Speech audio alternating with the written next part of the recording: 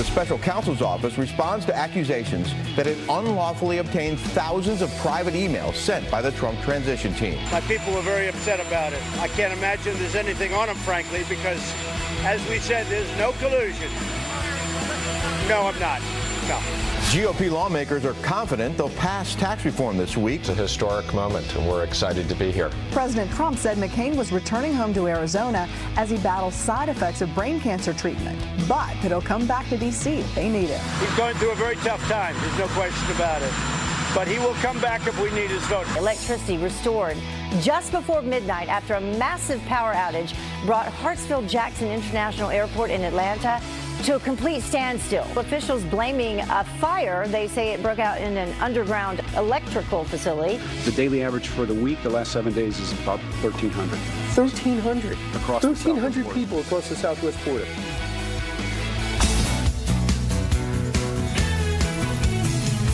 Be a 1930s crooner, Michael Bublé. Am I right? He's Bing Crosby, who could actually sing. Kind of patterned after Sinatra. Look at this. It's green and red. If our set doesn't remind you, you have 1 week to finish your Christmas shopping. I don't know what is. We could put a news alert. I think people, 1 week that's called a calendar. Well, listen, my bet is, we were talking before the show with some of my friends downstairs. Right. They don't like you. I know. You're not I heard. I tried to get a talk. We were doing Christmas cards all weekend long, wrapping presents. My family's in South Carolina, so I have to ship all my gifts. So that's what I was doing. By the way, Saturday she said night. ship. When you put the kids to bed, then you have time by yourself and the house is quiet, right? I stayed up till 5 a.m. on Saturday night doing all that stuff, and I was so happy. I loved every second Here's of it. the good news, Ainsley. You know what I had? We packed up all ours, too. I had my daughter Sally do it. Did you really? There you go. See, this. I watched. See, Hayden's too young. I know. I have that to look forward to. She's also my designated driver when needed. All right, anyway, speaking of holiday travel, in addition to that, yeah, we got 1 week before Christmas, and everybody's going home and going places. You're going places. Listen to this. We got a Fox News alert. It's all about travel, and power is finally back on at the world's busiest airport after thousands of flights were canceled. Todd Pirro joins us now with the latest on what is happening at Atlanta's Hartsfield-Jackson Airport. Todd? This is bad, guys. The outage leaving passengers stranded in dark terminals, forcing multiple airlines to cancel thousands of outgoing and incoming flights. Nearly 100 planes sitting on the tarmac with people waiting on board for hours. The lights flickered once. It was really scary, but we were like, hopefully nothing happens. And then they flickered again, and they didn't come back. I literally spent a whole 7 hours on an airplane without food or water. We have to go through the tunnels that are pitch black. It's scary. It started around 1 yesterday afternoon. Atlanta's mayor saying an electrical fire caused the outage.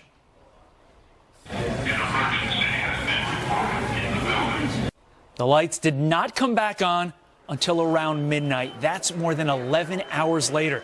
Get this, the airport's Chick-fil-A, typically closed on Sunday for religious reasons, came to the rescue, handing out 2,000 meals to stranded passengers. How awesome is that? Georgia Power sending a statement saying an electrical fire may have caused the outage, although it's still under investigation. Thousands of people, though, remain stranded at the airport. Still unclear when they'll be able to catch their flights. And like Steve said at the top, not a good thing to have happen 1 week before Christmas. Right. Back to you. And that's where you find you sleep on the floor, you grab your carry-on baggage, and you make a bed. You're so frustrated. Right. No kidding. And keep in mind, thank you very much, Todd, because they couldn't prepare any food. Apparently, when the lights finally went on, they took in 5,000 meals because people were starving. People were stuck on that train. You know, it's so big. That airport is so big. You got to take the train. People were stuck there. They had to be lifted off by the fire department. And people were actually locked in the doors. You know, those doors that go around, electric. Couldn't get out. Stuck in there. I called Delta last night to work on some flights for Christmas, and they said, if you are not stranded, we're trying to deal with Atlanta. If you're not stranded, call back tomorrow. That's what the automated search. So I hung up. I let the people deal with that. That is so frustrating. Has that ever happened to y'all? Not like that. Meanwhile, 4 minutes after the top of the hour, what a week it's going to be on Capitol Hill. Think about it. Historic tax cuts and tax reform, that's one thing. The other thing we're looking at, too, is what's happening with the investigation into this Russian Russian probe on the Mueller probe.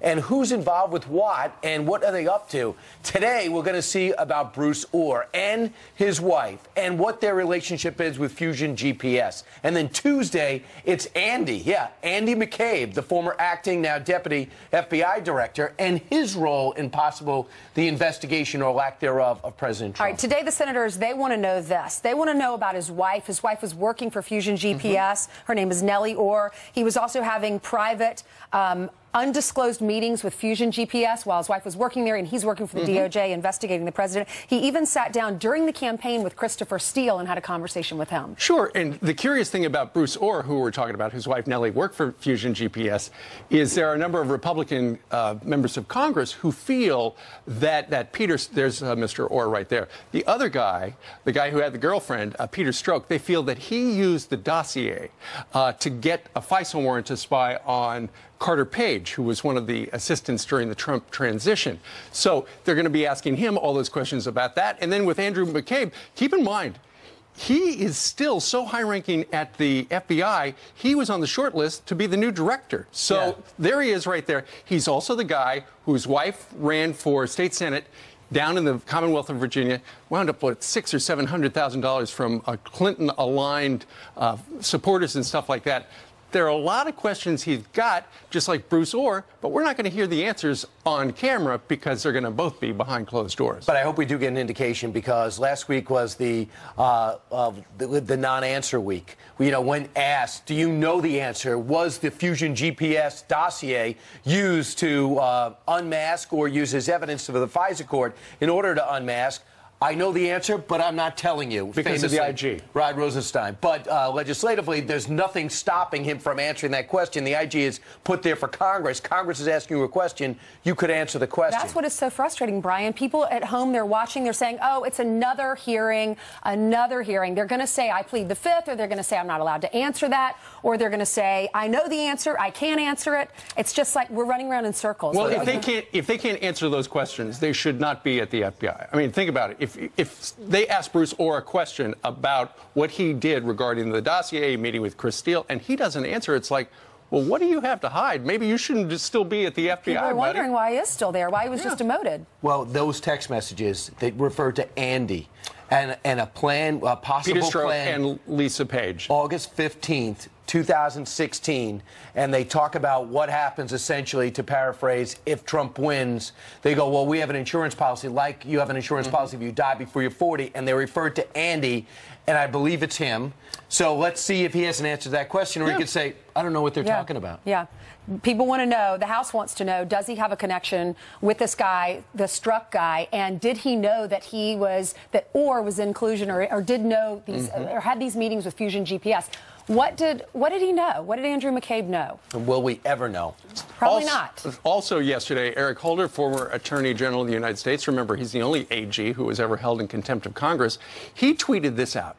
Absolute red line. The firing of Bob Mueller or crippling the special counsel's office, if removed or meaningfully tampered with, there must be mass, popular, peaceful support of both. The American people must be seen and heard. They will ultimately be determinative. And then Walt Schaub, former Obama ethics czar, said this. He said, this weekend I'm stocking up on portable phone chargers, warm clothes, and gear needed for when we take the streets. I'm concerned the assault on the rule of law is coming over the holidays when we're distracted. It'll be a defining moment for the Republic. So you know what this is based on? A non-story. This woman, Congresswoman Spire, says that they got word that before Christmas, the president's going to make a major speech, fire Robert Mueller, and declare all the investigations over. It never happened. It's never been verified. Now, nothing coming from the White House, not even rumor, not even word on the street. This is a congresswoman who says this. And then every Sunday show, except for Chris Wallace's, leads with, what happens if they fire Robert Mueller? Well, it turns out if they pick up the phone and call the White House, it has not even been discussed. They never brought it up. It's a non-story started by a woman who's not tapped into the White House, and then everyone feeds on it as if they're all reading from the same script. The president says it's more fake news. I'm not firing Robert Mueller. Listen. Sad to see that. So my people were very upset about it. I can't imagine there's anything on him, frankly, because, as we said, there's no collusion. There's no collusion whatsoever. But A lot of lawyers thought that was pretty sad. Do you feel the integrity of No, I'm not. Meanwhile, you've got a bunch of people who had been working on the president's transition team. They're upset that they say Robert Mueller illegally got a bunch of email. He says he followed the law. Nonetheless, the sooner they get the investigation over, the better for the White House people inside the White House feel. He's not going to fire Robert Mueller. And just so you know, when they had the transition, they were given the computers and everything during the transition. They said, thank you very much. Now, all of a sudden, to this point, if Robert Mueller needed somebody's email, he would say, I need somebody's email, and they would give it to him.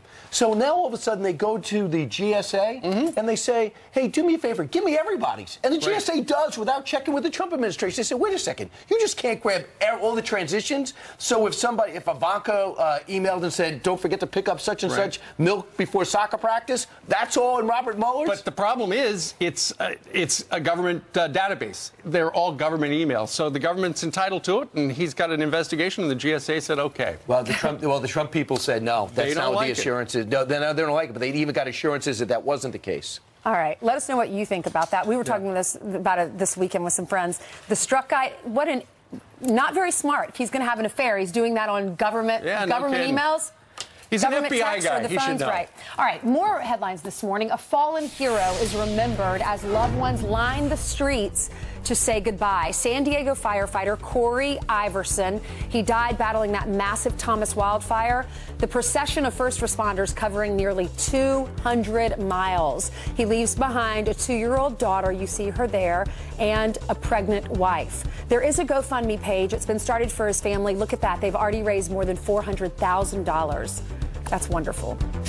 Well, we now know a U.S. soldier killed in an ambush by ISIS-affiliated fighters in Niger fought until the very end. 2 senior defense officials tell Fox News Sergeant LaDavid Johnson was not executed or captured during the October attack, as previously reports suggested. The military investigation found the 25-year-old was shot nearly 18 times. 3 other American soldiers, including 2 Green Berets, died also in that attack. Vladimir Putin praising President Trump for providing the intel that prevented a terror attack in St. Petersburg. The Russian president calling our commander-in-chief after the CIA tipped Russian officials off. The White House says President Trump was pleased to help, adding, quote, both leaders agreed that this serves as an example of the positive things that can occur when our countries work together. It is the second time the 2 leaders have spoken by phone since Thursday. And those are your headlines. Well, all right, nice job, Ainsley. 13 minutes after the hour, Jane Fonda spending thousands to make sure Republican Congressman Darrell Issa is out of a job. His response? When Hanoi Jane puts $100,000 in to defeat you, I have so little respect for her after she betrayed our country. Most of America feels the same way, and he wasn't done. We'll give you more. And if you can't keep track of what we were just talking about in the Russia probe, stick around. Former CIA guy right there, Buck Sexton, here to break it down. Good morning, Buck. You're next on Fox and Friends. All right, welcome back. With all this talk of investigations, it's hard to keep track of who's who, so we're going to break down all the key players you need to know in the FBI and the DOJ's presidential Russia probe as officials start testifying later today. Here to investigate the investigators, former CIA officer Buck Sexton. Buck, good morning to you. Good to see you. All right, let's start at the very beginning. You got folks at the FBI and the DOJ, right? Absolutely. And so what's happening right now is people are beginning to see that there's a nexus of these different figures that were involved in key nodes of both the Hillary Clinton email investigation and then also the Russia collusion probe. And by the way, a lot of Democrat donors, Democrat-tied individuals here.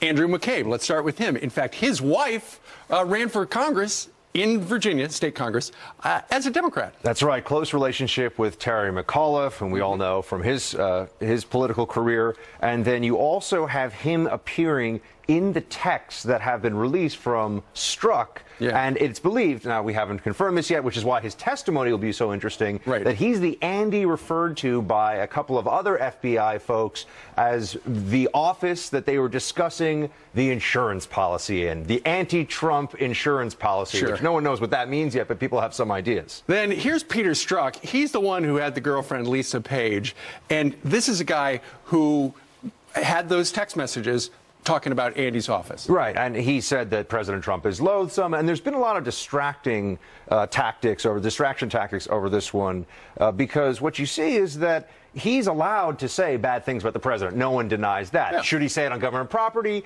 No, that's a dumb thing to do. I used to work for the government. I would never have done that. That's not smart. However, when he talks about the anti-Trump insurance policy and involving other people in the FBI, given that he was involved in Hillary's emails, that he was involved in the Russia probe, that's concerning stuff. So the insurance policy could have been the dossier, which some people feel that Peter Strzok might have used before a FISA court to let them start spying on the Trump campaign.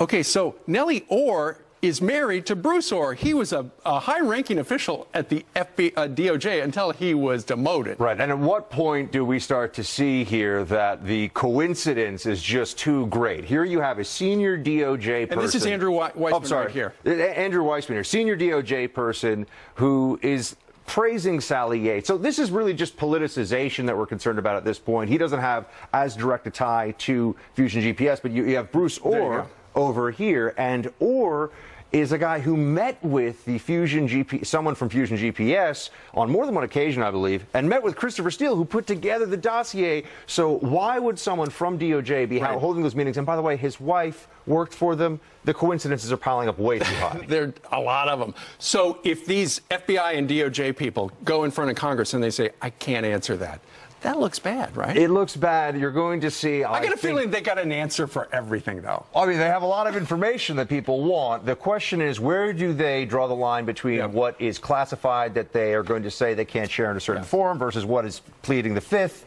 We'll have to see. We will indeed. All right, Buck, thank you very much. Thank you very much. All right, meanwhile, there are hundreds of arrests at the southern border every day. Brian actually went down there last week to talk firsthand with the agents keeping us safe. He's going to tell us what he found out coming up next. And it's the airport dance you don't want to miss. The two little girls now going viral.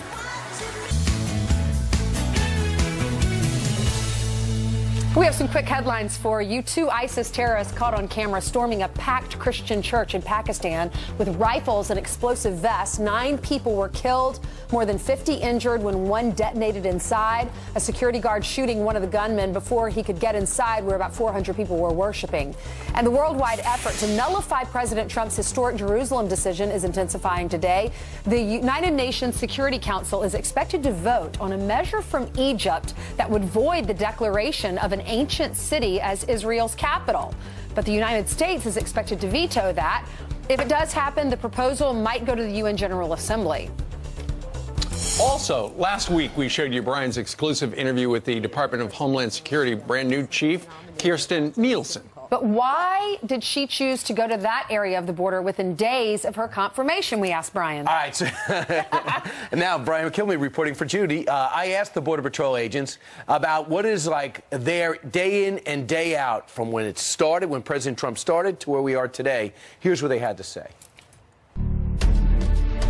Yeah, 400 a day here across the southwest border. The daily average for the week, the last 7 days, is about 1,300.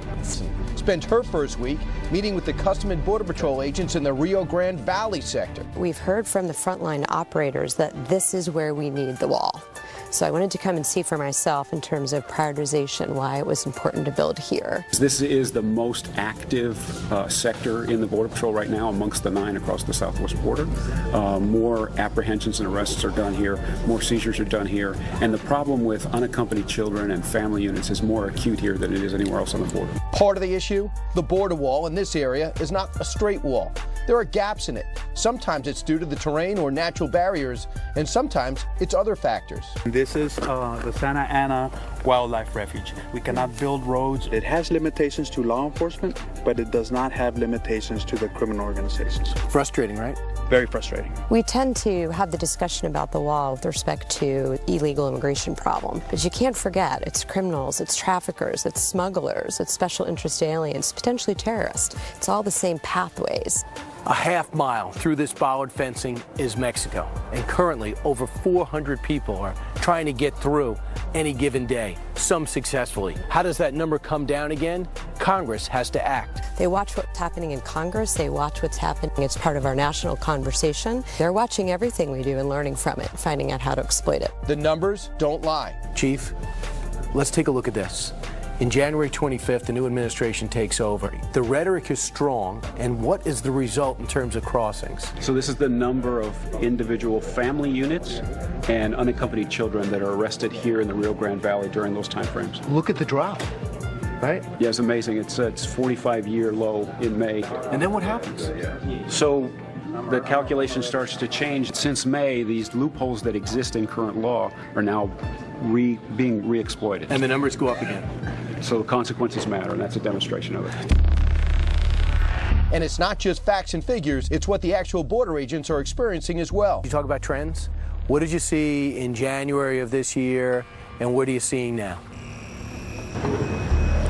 Trends, they were starting in January, things kind of calmed down, but they've kind of re-escalated again, and we've started seeing an increase of more people coming in and just continuing to enter. We are seeing an upscale in, like I said, the narcotics, the hard narcotics. That's gone up a lot. We know how the White House wants to fix that. We are building a wall on the southern border, which is absolutely necessary. And what did the president tell you when you got the job? Build a wall. Protect our country. But what do the men and women of CPB think? If someone could build a barrier, would that help? I mean, somebody could build a barrier, easier said than done, but of course it'd help out. A wall works where we use it. We put fences and walls around things that we want to protect in this country. Our homes, our communities, parks, individual factories. We put fences around them because they work. Now, for those who work the border, this is not just a job, it's a mission. Definitely, we know for the majority of the folks here, they want to be safe. The more impact that we can have on illegal immigration, the better for them because they feel safe. The laws are the laws, so we're not discriminating or being prejudiced towards any particular race or ethnicity. We're just doing our job. That's really interesting. So, Brian, right after he was inaugurated, the number of people who did the illegal crossings went way down. Now it's coming back. Is that because the wall hasn't been built yet? It is. And the fact is, right now, when you get captured, they're still putting you into the system. They say, okay, 3 weeks, here's your ticket, come back. They don't come back. Ever. So what happens is, it's almost as if all these gangs and these criminals and these people, sometimes families want to get caught. It's almost as if they have C-SPAN. In Mexico, in Central America. They know exactly what the rhetoric is. And when it's rhetoric, they'll look at because they don't want to get caught. But when you tell people there's going to be no ramifications if you're caught here, let alone if you can get here, then they don't worry about it. They're going to come in, they're going to be all the illegals. So you have to get more courts, you have to have bigger detainment centers, and you got to let them know you're going right back immediately. And most of them are not Mexicans. It goes central and south. Mexico is not the issue. They go through Mexico, but it's not Mexicans. So what surprised you the most? The biggest surprise is the way that they don't want to get caught. If you tell them, if you turn off the magnet, people won't take the risk. The jobs. They don't take the jobs. And if they do get caught, if they know they're going back, they're not going to be able to execute. They're not going to be able to say, I'm going to get this family over here safely. I'm not going to be able to get these drugs over here safely. Also, fentanyl. If you want to stop fentanyl, it's a synthetic drug that's killing our country and destroying our youth. You got to stop it at the border. That's real. If you think this is President Trump or President Obama, it's not. You got to go talk to the border agents. They are desperate for some backup. They feel the support, but they haven't seen it in legislation. That's why it's got to happen this week. They got to get their $1.8 billion to begin the Rio Grande sector. It's got 54 miles of fence. It needs 110, and they need more border guys and border women. Well, it was great that you went down there to show us firsthand what it's like. Yeah, we'll show it again a little bit later, but they actually want Americans to speak up and sound off. It is not anti-Hispanic or anti any group. It is just about Keeping American America security. Safe. Keeping America safe. You know what, Brian? It's the same story. That same sentiment, what you're saying, it's the same story we've been reporting in our profession for the last 10, 15 years. Yeah. And nothing's being done. Something has to change. Right. There has to be a will, because at one point we all agreed they needed more border security. Suddenly now we don't all agree on that. That's right. All right. Well, in just a few hours, good job, by the way. In just a few hours, President Trump will unveil his new national security strategy. One of the men who helped write it, he is live with the America First message. Plus, how far did the Obama administration go to save the Iran nuke deal? A stunning, and I mean stunning, new report is next. Oh, it is devastating. But first, happy birthday to Christina Aguilera. She's 36. Really? I don't. Yellow isn't strong. It isn't a strong color for pants. Okay, Brian. I know. I'm wearing them tomorrow. Okay. I'm sure on Google we can find you some. Let's find some yellow. Right They're velvet pants, too. Change colors when you brush them, right? That's right. Up and down. Direction of the felt. One of the things that I always did from the time the children were small was I stood at the bottom of the stairs with my video camera, and we've played this before. You can actually see that's Peter Doocy. She's I had that lawyer. nightgown. These are the Doocy kids running down to Santa. There's Sally. She graduated. Look at the Barbie dream car. Oh, and she has the flu in Wow, there. I want to be a relative at your place. Me too. I wanted that car. They go down those stairs. Look at these kids. Look at that. I would too if I got a Barbie car. I know. Look at them. Oh, that is Do you do that every year? We did. One year, a couple of years ago, we went down to Washington to visit Peter, and we were staying at a hotel. So we actually had him run down an escalator. Oh, can you I've got that recreate video. that moment this year for us? Yes. With your kids? In New Jersey? Stay tuned. Stay tuned. With a Barbie car, too. We have stairs right there if the four of us want to recreate it. That's right. That was the best time. Do you remember? And you're trying, no one wakes up at the right time. The same time we were all like pulling our sister out of bed. They had to wait at the top of the stairs. We did too. And we're like, Mom, come on. Hold on, I just need to brush my teeth. Dad, come on. Hold on, I need to set up and then the go video downstairs, camera. And then they go, You'd wait he forever. Was here. Yes. He was here. Come on. Elise, get out of bed. It is the most exciting time of the year. The best week on the calendar. It really is. We would love to see some of your pictures. Email them to us, friends at Fox. You know what's the best part now about being an adult and having children? It's that we get to watch our parents see the joy and love that their grandkids bring them. There's nothing better than that. Right. I like to see what I get. I just want to make sure I get good presents. You still run down the stairs. I do. Yeah. And then just make sure there's receipts. You push in the your bag. kids out of the way. Exactly. Oh, Brian, I can't wait to see more pictures of you this week. Right. We're going to be in search. That's great. You have the video. We got to pull out the Betamax. That's right. Got to find something. Betamax. All right, yeah. We had the beta before we had the VHS. Yeah. Send us your pictures in. It's friends@foxnews.com. In the meantime, we're going to give you some more headlines. A brand new bombshell report reveals just how far the Obama administration was willing to go to keep the Iran nuclear deal from imploding. According to Politico, the Iranian-backed militant group Hezbollah was given a free pass on drug trafficking operations, even in the United States. Officials secretly throwing roadblocks at the DEA, derailing its efforts to track the group. Former Obama officials insist that it was all an effort to help stall Iran's nuclear program. Yeah, right. Republican Congressman Darrell Issa is now firing back at Jane Fonda after she donated $100,000 to help unseat him. I have so little respect for her after she betrayed our country in Hanoi all those years ago and literally caused prisoners of war to be further punished. So if that's the best they can do is come out with somebody who should have been jailed instead of notarized, as celebritized, I'm okay. Fonda earned the nickname Hanoi Jane after she visited North Vietnam during the war to protest. Other celebrities shelling out to turn ICE's California seat blue, including Bill Maher and Leonardo DiCaprio. A 4-year-old girl hailed a hero this morning. Isabella Nugent waking up to find her family's New York City apartment in flames. The child yelling fire to alert her sister and other relatives, getting them out of the building in time. The family losing everything in their charred home except the clothes on their back. There is a GoFundMe page set up already. Nearly $1,000 of its $15,000 goal has already been reached. So if you want to give to them, please do so. They need it. It is the perfect dance that is now going viral. 2 little girls making the most of their airport wait in Dallas, starting a dance-off with the grounds crew member through a terminal window. That is so cute. The guys on the ground are doing, that's so cute. The girls and crew member, of course, doing the airplane during their impromptu routine. You do the fish. You and Kathy do the fish. Now you need to add the airplane. We could do that.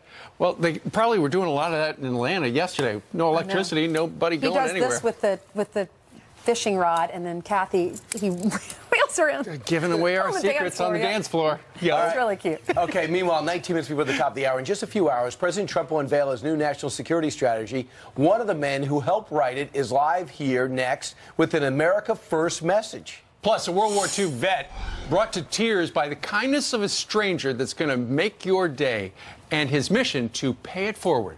Coming up. I wanted to know that this is the best Christmas present I ever had.